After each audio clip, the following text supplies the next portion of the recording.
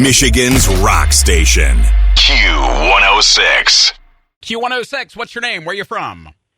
This is Adrian Pasdar calling for Terry Stevens. Adrian Pasdar, I am Terry Stevens, and brother, we are stoked to have you at Capital City Comic-Con here in just a few, man. Outstanding. That's nice to talk to you. So, dude, your IMDb, I mean, this is an encyclopedia here. It is tough to narrow down on one thing, man, because you have been in some incredible stuff over the years. Let's start with one of our all-time favorites here, Nathan Petrelli in Heroes, one of my all-time favorite shows, man. So with that show, the classic narrative with Heroes is great show, then writer's strike happened. How many, if you had to count, if you had a nickel for every time a fan of Heroes approached you with, if I had my way, I would have done this or that or this or that. If you had a nickel for every time that happened, how many nickels would you have, mate? Oh, quite a few. Everybody had an opinion about that, and we kind of did get we got subjugated a bit with the strike. It kind of crippled the momentum going into season 2. Everybody comes to me with the other thing they always say is that first season was outstanding. What happened? Well, the strike. You'll have that. Yeah. You'll have. If you are ever approached with a script that has any kind of time travel shenanigans, do you twitch when somebody approaches you with a script like that? How do you let them down gently? Well, I mean, I think we did it so well, and the writers on Heroes that first season were just outstanding, and they really had a handle on bringing a new twist to how to get time travel into a TV show. And I think they did it real well. It's always a fascinating gamble when you entertain twisting the fabric of time. And I think we did it with humor and authenticity. I think it was really, really interesting. I had a very profound response, as I think we all did, cast members, to the way it was unloaded, the way that they put it forward. We all felt really good about it. Yeah, no, that was absolutely solid. One of the rare instances where it's pulled off well and doesn't have a whole bunch of, oh, wait, if it did this and this, time travel is a tricky storytelling mechanism. Heroes, one of the few franchises that pulled that off successfully, for sure. Yeah, you're right. It's used by and large as a plot device, but I think we used it in its own way as an element of the plot, which kind of gave it that extra twist. It wasn't just about how to get from here to there. It was the process of getting there that was exciting for Mossy. And just spending time with him. Actually, it's funny because I was in New York City with Mossy, I think just after the first season, and we were going through Times Square. And, they did that initial when he lands in Times Square off the subway. They did that all in a studio in New York. He was not in a studio in L.A., sorry. He was not in New York. It was all green screen. So he and I went to duplicate that. And we were standing there. It was a big show. Everybody kind of knew who we were, kind of thing. We had baseball hats on, and we were kind of keeping it low-key, but we wanted to reduplicate it. And this guy came up to us, and we thought, he's going to ask us for our picture or autograph or something. And he said, no, hey, man, will you take a picture with me and my girlfriend? And he asked Mossy to hold the camera for him to take a picture of his girlfriend. It was hysterical. Nobody, and we did the whole thing. Mossy stood there and went, yatta, and did the whole thing. And we were as invisible as you could possibly imagine. Nobody expected to see us there. And That's amazing. Nobody thought they did. It was funny. I love that. Now, Adrian, one of your more recent roles is when you talk about expansive universes where the risk of continuity errors can be everywhere. The Marvel-verse, it's a tricky thing to write for, man. I don't envy anybody who writes in the Marvel-verse, whether it's the comics or TV. But, dude, Agents of S.H.I.E.L.D., man, you're doing a terrific job there as Glenn Talbot and Galvatron. So were you a comics guy growing up when you were a kid? No, I really, I was as much as I was more into baseball and collecting baseball cards than I was comic books. And when Jeff Loeb called me up with this, I happened to be in New York, not far from the story I just told you. I was with my son at the time, and Jeff called and said, hey, Jeff Loeb, the producer, he's the head of Marvel Television, or was at the time. He was also one of the producers, writers on Heroes. And he called me up and said, "Hey, man, we're doing this show, Agents of S.H.I.E.L.D. I know you're aware of it. We need a guy to come in and play this character." And he kind of gave me a backhanded compliment. He said, "We need a guy whose real genuine attitude is my way or the highway. You do things, you know." And I was like, "Well, gee, Jeff, that's thanks, I guess." He said, "What do you know about Talbot?" And I said, "Well, just what I've seen in movies and you know, a little bit of my perusing comics as a young man." I turned to my son, who I think was 8 or 9 at the time. And there was a comic book store right on 40th and Broadway, I believe. It was Midtown Comics. And I said, "We got to go over there." He said, "You're right, Dad. We got to go over there and we got to talk to the guys. We got to see what they know about this and want to see if these guys, the guys who run that store, think you're right for the job." Oh, man. You are going right into Simpsons universe comic book guy land. Yeah. Dude, talk about a trial by fire. Are you kidding me? Well, we walked up those stairs. It's a narrow staircase. We walked up, and I know the guys in there because I would stop in periodically, and they'd known me from Heroes. And I said, "Hey, boys, what do you think? You know, do I have the chops to pull this off?" And they said, "Well," and they looked at me quizzically and said, let's see. We're going to go into the vault." And they went back into the vault and pulled out a black book that had it was a huge, massive book that had everything about Talbot in it. It's like some, you know, I mean, a geek head would explode on this. Like an omnibus. Yeah, it was just one of these, and I went in and we perused the volumes that they had there, and at the end of it, I turned to my son. I said, "Do you think I can do this?" He said, "Dad, I think you could do anything, but this is going to be tough." And he said, "You got to grow the mustache. You got to have, you know, you got to do this." And so the funny thing is, when we finally did it, I had not had a mustache. They went in and put a fake mustache on me for the first episode. And on one side of the mustache, it looked normal. The other side looked like a caterpillar crawling off my face. It just wasn't balanced. And all the producers came down into the makeup trailer, and they all looked at it, and they all knew it wasn't right. And they also knew that the clock was running, and we had to start filming in 15 minutes. So they all kind of looked at me and said, "Yep, it'll work. It'll work." And I said, "You guys got to promise me that none of this, no pictures are going to get out. It'll just be, you know, no still pictures." Again, they said, "Yeah, no problem."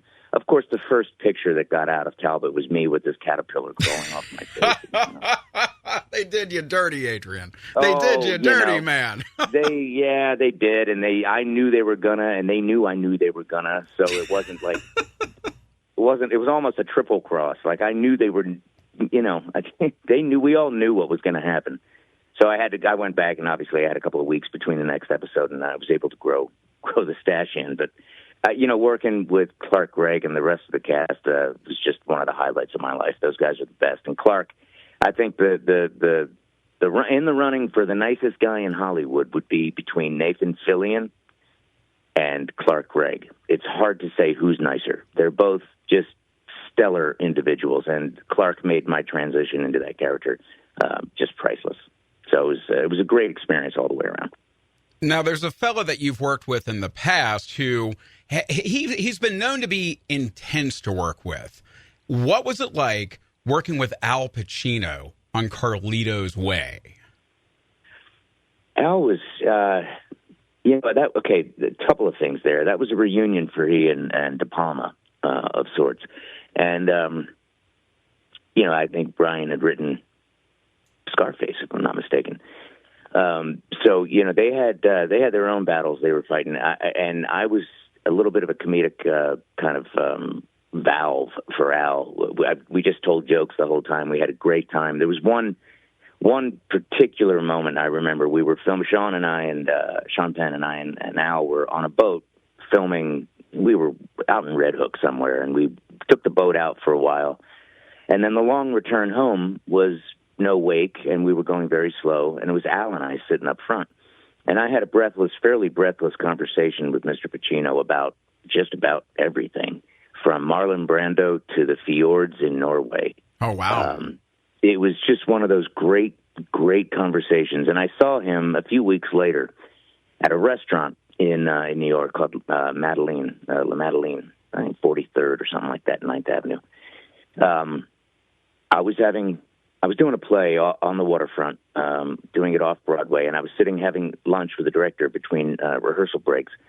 And he came into the restaurant, stood at he was going to get a table. He was wearing a green army jacket. He had a beard. He did not look anything like Al Pacino. He was just blending in. And I had told him a joke, which I can't tell you because it's off color. My FCC license appreciates that. Right. But he did yell the punchline from across the restaurant when he saw me. And the punchline was, "God damn it, a talking dog." I love it. Now, out of context, that's very strange. For everybody turned, nobody knew who he was or what he was. He came over to the table and talked for a few minutes, and then he left. We said hello, and it was very, cordial. And the director who I was sitting with said, "Next time you want to have one of your out-of-work friends come over, do it on your own time." Did he not recognize the legendary Al Pacino? Did not. Oh, that's Did hilarious! Not. Oh my god! And I said that, and I just let it go. I didn't. It was just too much. It was just funny. That's how great Al is. He can blend in anywhere. He's lived in New York his whole life, and he's on the streets. He does his thing. Nobody knows. That's amazing. So, that's amazing. Yeah, it was a great experience, that movie. What would you say when you work with a cat like that? Obviously, you pick up some things, you learn some things. What would you say is the most important thing you learned from working with Al? We were on a boat again, but this time we were in a dry dock at the Navy Yard in Brooklyn, and we were filming, and it was about it's 110 outside. It was summer, and so it was really hot in the boat. And Al was wearing leather pants, a blazer, a leather vest. He was hot. He was dressed like, for the Arctic tundra. I remember when Sean and I were just sweating bullets, and I remember turning to Al at one point, and I go, "Hey man, how are you doing this? How are you not sweating at all?" And he very slowly turned his head to me. He looked at me and he said, "Economy of movement." Huh. Economy of movement. And I thought, wow. And I looked at it and I watched him for the rest of the day, and he did everything very slowly, everything very deliberately. Not turtle's pace slow, but everything was very deliberate. He didn't have any extraneous movement. And that was probably one of the greatest lessons. Economy of movement. Just thinking about that, it made him not sweat in Brooklyn heat all afternoon. And it's probably a great lesson for all of us. Economy of movement. There's no extraneous, acts. Just be deliberate. Oh man, that's deep, man. That is deep, and I mean, not just from the figure. I mean, obviously, you're doing what you guys do for a living. You spend a lot of time under very hot lights at all times. But that's a almost philosophical. I don't know. I'm sure you've watched the film The Maltese Falcon.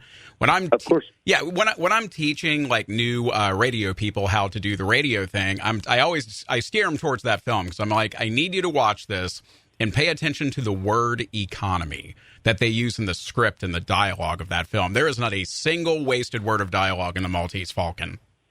Oh, they trimmed the fat off that script. That was, what was that, 1940? Oh, yeah. Was that the same year as that was a heck of a year for films. They had Wizard of Oz, Gone with the Wind, Maltese Falcon. I mean, it was a crazy year for film, if I'm not mistaken. Oh, yeah. And as a student, I mean, just economy of movement with the word economy in there. That's that deep philosophy, dude. I can see why you would have taken something deeper away from that for sure. Oh, no, absolutely, Terry. There's no confusion there. He meant it very simply and very deeply. And oddly enough, economy of movement, you can't say that sentence with any other words, so that the economy of movement is inherent in that verbiage. 3 words. That's it. Economy of movement. Economy of everything. Just be efficient. He always had that energy with him, and I absolutely took that away from that movie experience, from Carlito's Way. I think there's an application there for music as well. Now, according to your Wikipedia, which I got to take that with a grain of salt, so I want to confirm this with you, it says that you are the guitarist in the celebrity band Band from TV. Is that still the case? That's correct, yeah. We were trying to get a gig together for the con that we're going to be attending there. We're trying to get the band to do it because Greg Grunberg, who started it, is the drummer. Scott Grimes, who's on Ted and Oppenheimer and everything, he's in the band as well. Nick Marzak is our band leader, and Jack Coleman as well, who was in Heroes. So if we can get the band there, it would be great. We're trying to do it. We've raised, I think, close to $8 million for charity over the course of the last 15 years.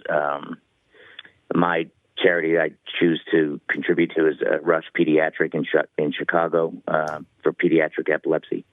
But we've raised, like I said, millions for charity. It's been one of the most rewarding experiences I've had. And it's a cover band. You know, we do everybody's favorite songs. Oh, yeah. But it's a bunch of actors up there, and I never met an actor that didn't want to be a musician or vice versa. Right. You know, that whole thing. So it's fun to be able to get up there and pretend to be a musician. I mean, I'm sufficient. I can certainly, I don't mess it up, but I don't know if I make it as great as it could be. But there is an economy of that too. But when you're dealing with actors pretending to be musicians, the economy kind of goes out the window, and we just have fun. Right. It's like the antithesis of what we're talking about. When it comes to guitar, who is your favorite player? Who do you look to and go, I want to play? I draw some inspiration from this cat. Well, it would have to be Eddie Van Halen. My son is an amazing guitar player. He plays all over the place, and my other son's a fantastic drummer. Both musicians, both actually really good guitarists. Gosh, what was was again? Oh, just who's your guitar influence? But Well, how can it not be Eddie Van Halen? No, Eddie, they love Eddie. I've brought them up on Van Halen, and he would have to be. And his son Wolfgang is just phenomenal. Oh yeah, that kid is amazing, man. He played every single instrument on those Mammoth WVH records, man. It's just like Prince did with his first album. Prince played every instrument, and Wolfgang's the same way. He's nothing he can't do, nothing he can't play. So that family, that bloodline. Alex was an amazing drummer. Is an amazing drummer. I don't know if he's ever going to get behind the skins again, but he did what he did, and he did it well. So my favorite would have, absolutely, Eric Clapton, of course. But I'm going back into I don't even know who the new cats are, really. I don't know if anybody's going to put a fingerprint or a thumbprint on guitar playing quite the way that Eddie did. There's definitely a Mount Rushmore of guitarists who, I mean, there's lots of great players out there. It's a much shorter list of guys who change the way that the instrument is perceived. Eddie's one of them. Les Paul's another one. Hendrix is definitely one of them. And I would throw Tom Morello of Rage Against the Machine in there as well. He really. Great. I see him play when I go see Bruce play. He gets up there with them. I mean, he's fantastic. I mean, these guys are all great. Joe Satriani, great players. I just don't know anybody who is so consumed by tone, who is so consumed by just because all the things he played, the scales, basically all his runs were just practice scales that he had worked on his whole life. So he just threw them all in. He never cared about where he was on the fretboard. He always resolved it and made it work. And I think the greatest piece of advice that he ever got, and I mean, you probably heard this too, was from his dad. He goes, "What do I do when I make a mistake?" And he says, his dad said, "Do it again so they think you mean it." Right. That's make just that second mistake again. And if you just free yourself from the shackles of, scales and everything that goes along with learning to play guitar, if you just feel it. And I don't know anybody who ever felt it better or expressed it better or more in a more friendly, welcoming, warm fashion than Eddie. He was as amazed by his hands as the audience was, and you could see it. he'd look at his fingers and just go, how am I doing this? I don't even know, Right. And then, and his kid, it's like Jedis and midichlorians. The kid just absorbed all of that by osmosis. Just absolutely incredible, man. You're absolutely right. Adrian, we cannot wait. And by the way, Wesley and the Crushers, they are playing the after parties at Capital City Comic Con. I'd be willing to bet if you got up on stage and shredded with them, they wouldn't complain at all. They're really good dudes out of Jackson, Michigan. But Adrian, we cannot wait to see you at Capital City Comic Con July 12th through 14th, downtown Lansing at the Lansing Center. And dude, what is your favorite thing about these cons? What do you enjoy? What do you get out of them? I tell you, the best part about it is meeting, and it sounds so simple, but it's just meeting the folks, because when you see people standing in line waiting for your picture or for an autograph, I always take time with everybody, talk to them, find out what's going on with them, because these are the true metrics of whether or not you're doing something right or not. These people know it's the truth. They know everything upside and down, sideways and forwards about the projects that I'm doing and the characters I'm portraying. They know all the stuff, the ins and outs. And if it doesn't sit right with the folks at the con, it's not going to work. Or it clearly hasn't worked. Because these guys are the arbiters of what truth is in terms of, these executives and writers always try to get together and think they know better. Mm-hmm. But these guys are really, they know, and they're very clear about it. And to get in with them and to talk with them, it's a base element of my character, of who I am. It's the biggest common denominator. It's what I'm built on, is communicating with people. And that's what my job entails. And when you get a chance to do it, face to face with people who have stood in line, bought tickets. It could be raining outside. They're inside. Everybody's dressed up in a different way. Everybody's cosplaying. It's all and there's just so much fun and engaging with the people. Sometimes in the beginning of doing these things, you think, oh God, you got to take a deep breath. Here we go, 4 hours. And then by 30 minutes in, you're realizing, holy cow, I got to take a deep breath when I leave. Because right. This is the reward. The monetary compensation is nice, but the best part of the whole thing is engaging with the folks and finding out what they think, how they feel, what their day was like. Just simple stuff that you don't get, when you're just watching somebody on a screen and you don't know who they are. But if you get to meet them and stuff like that, and it's like me looking past the TV screen or the movie screen and seeing the audience. And seeing them with a warm welcome is always the greatest takeaway from all these cons. It's great. It's that connection and that community, and we do the same thing in our medium here, and being able to do that and valuing that, I think that's what separates us from freaking AI. Good luck getting a robot to do it. Exactly. I mean, this is the opposite of that. This is you're engaging flesh to flesh, shaking hands, taking pictures with the real people who go to see your movies or go to watch your TV programs. It's like it's a genuine, there is no conduit between the two of you. It is just that. It's an individual to an individual, and it's glorious, man. It really, the value of it is you need to take a breath when you walk out of the hall. You need to come down from it because it's a real high. Oh, yeah. It's really, just engage. It's a great, great feeling. I can't explain it any better than that. No, I think you nailed it, my man. Absolutely. Well, Adrian, I got one more question for you, then I'm going to turn you loose to do Adrian Pasdar things. Now, before you got into acting, you were one hell of a football player. Do you still follow the sport? Do you still follow? Oh, absolutely. Who is your team? We got to know. Who's Adrian Pasdar's team? Wow. Eagles, all right. I grew up in Philly. And I used to go see them. I used to go see them at the Vet. Wow, when they played, it was ridiculous. Like we had such a hardcore audience and such a hardcore team. I can't remember a better time going to see the Eagles and going to Lincoln Field now. It's just amazing. And I've loved Kelsey and all the boys that have played. I mean, I remember Randall Cunningham and Harold Carmichael and Roman Gabriel and all the old guys. So, yeah, Eagles are my team. Oh yeah, Cunningham got me a lot of wins when I was playing Tecmo Bowl back in the day. Damn straight. There you go. Absolutely, Yep. Absolutely. Just keep in mind you're heading into Lions country, so maybe keep that on the DL.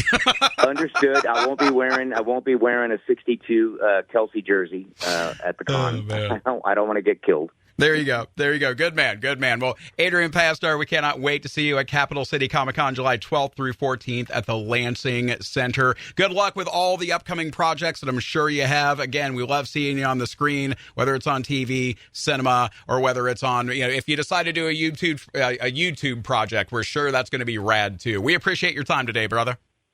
Thank you, Terry. It was great talking to you. Hope to see you there. Hell yeah, you know it, man. Be well. Take care. Michigan's Rock Station. Q106.